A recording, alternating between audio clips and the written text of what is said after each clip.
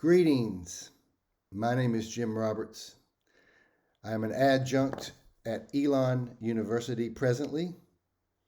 I've been there finishing up my 16th year, and I'm also the president of SEIU Southern Region Local 32. Workers United, faculty forward. I wanted to discuss a very important topic today. Union busting and why the adjuncts at Elon University should care. Now, we all think that everything is all decided since the contract was finished in 2022. We signed the contract.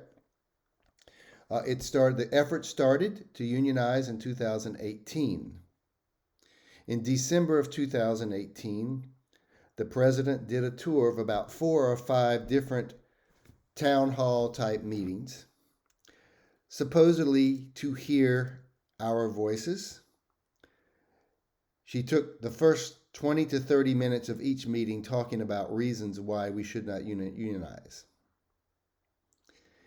I had also noticed that in those meetings, she did not take any notes.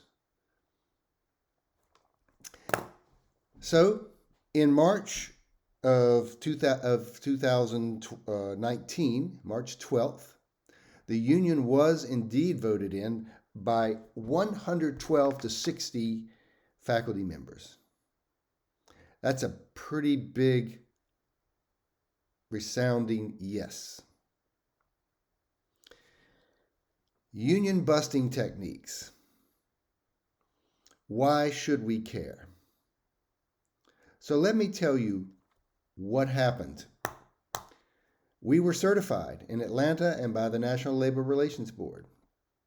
But instead of honoring our right to unionize, this university spent thousands and thousands, I'm going to say hundreds of thousands of dollars, hiring one of the biggest union busting law firms in the country.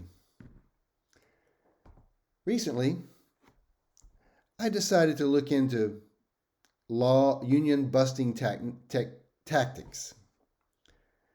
Here is the textbook definition as provided by Google in the Labor Lab. Instead of negotiating with employees, union busting employers will hire consultants and spend thousands of dollars per employee in an effort to illegally prevent them from exercising their right to unionize. Union busting consultants lie, manipulate, and threaten workers simply for trying to exercise their rights. Elon followed the textbook definition of trying to keep our union from organizing. They filed multiple lawsuits. They lost all of them. The last one, laughable enough, which said that we had managerial rights, that's why we should not unionize. And I could read you the letters from the provost at the time, but I won't. But basically, the provost never really admitted how bad their predicament was. What are some other union busting techniques? So first is hire a busting consultant. They did that. Tell you to wait. I'm going to show you today how they're still doing that. Get a few employees to campaign against the union. They did that. Send letters to you and your family. Emails, not letters. Hold meetings to sweet talk or browbeat you. They did that, and even in our labor management meetings, it's apparently that they want everything to sound sweet and nice. Deny your rights through delays and law breaking. And they did that over and over again, delay after delay. It was 2.5 years of delays before they finally admitted that they have to. Spring a last-minute surprise on you, such as this spring, even after the contract. We all woke up to find out we could not access our classes or our students for next semester. Pressure supervisors to pressure you. They have not done that directly. Imagine my surprise when I read these tactics and realized, wait a minute, all Elon did was go to Union and look up the Union busting playbook. That's what they did and what they still are doing. Let me tell you something, and this is very serious. Have you ever noticed how Elon is really great at strategic planning? And they are. In the early parts of the 2000s, 2008, 9, somewhere in there, they made a 10-year strategic plan to spend capital expenditures of over $100 million to revamp the campus. They also spent hundreds of thousands of dollars in branding. Now, what has happened at Elon?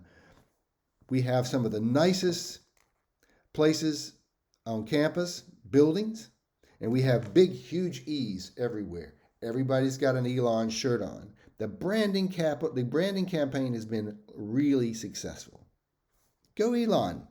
I like it. However, should be noted that this was all the result of strategic planning over the course. They are really big in 10-year strategic plans.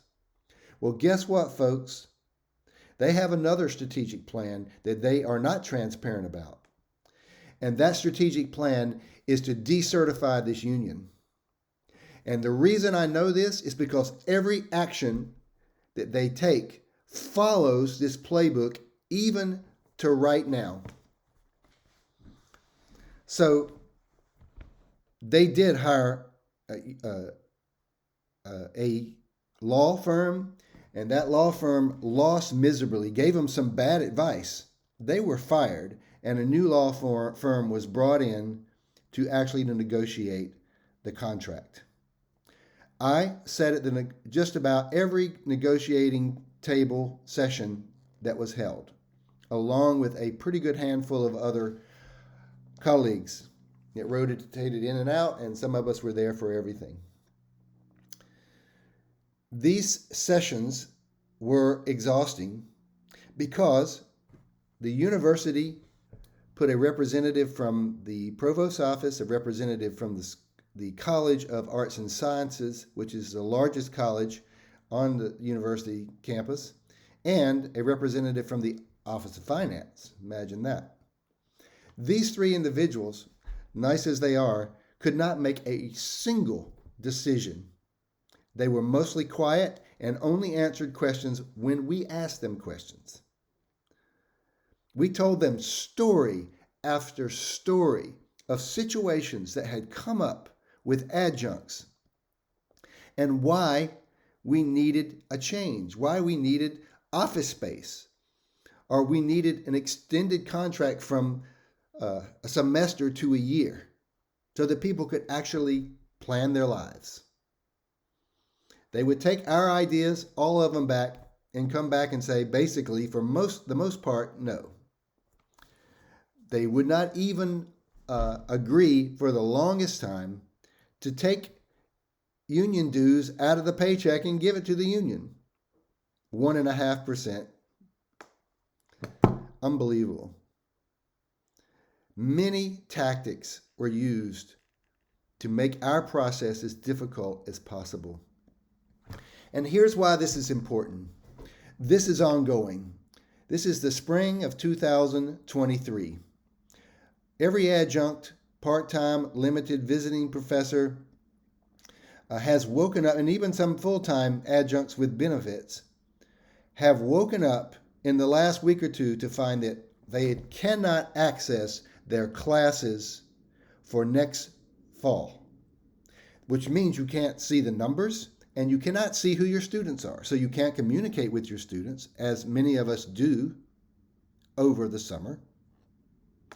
I wrote an extensive email to our liaison and to two other associate provosts to address this problem. And that was this week. Today is Friday. I sent that yesterday. No, I sent that Wednesday, excuse me. And what was my reply? It says, we don't have this together yet. We need to wait till next week. Guess what happens next week? Every adjunct from this campus is going to be gone. It's another delay tactic. Now, we'll see what actually happens. They may come forward with this. But it's another sign that this union busting situation still exists. You only have, and I only have, one weapon against this, and that is to tell the truth about our lives, our living situations, our teaching conditions, everything that has to do with teaching at Elon. God knows they make it hard enough. They took us away from the bargaining in March of last year and said, we're going to let the top two negotiators meet alone. So we could not attend those meetings, and we had to pretty much accept whatever came back. There was very, very little give, in my opinion, from the university. They had to give on some things because they did not want to be in a lawsuit against the federal government as opposed to the union. The federal government now says you have to unionize.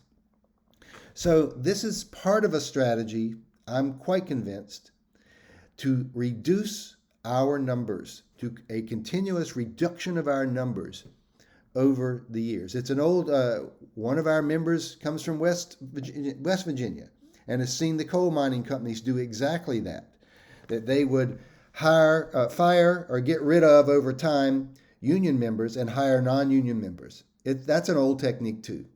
That's the only strategy they have left. And you only have one way to fight that. In this email at the bottom, or this video at the bottom, there is a link to the union card. The only way they cannot decertify this union is if we have members. And it's our responsibility at 1.5%, capped at $50 a month, no joining fee, no fee in the summer. It's incredibly, I think I paid $12 last semester or something, $13. It's incredibly cheap. So we only have one way to fight that, and that is to join our union. I've laid out reasons why. You can contact me at my Elon address if you want more information. Thank you and have a great day. Long live Elon, and long live Workers United Faculty Forward.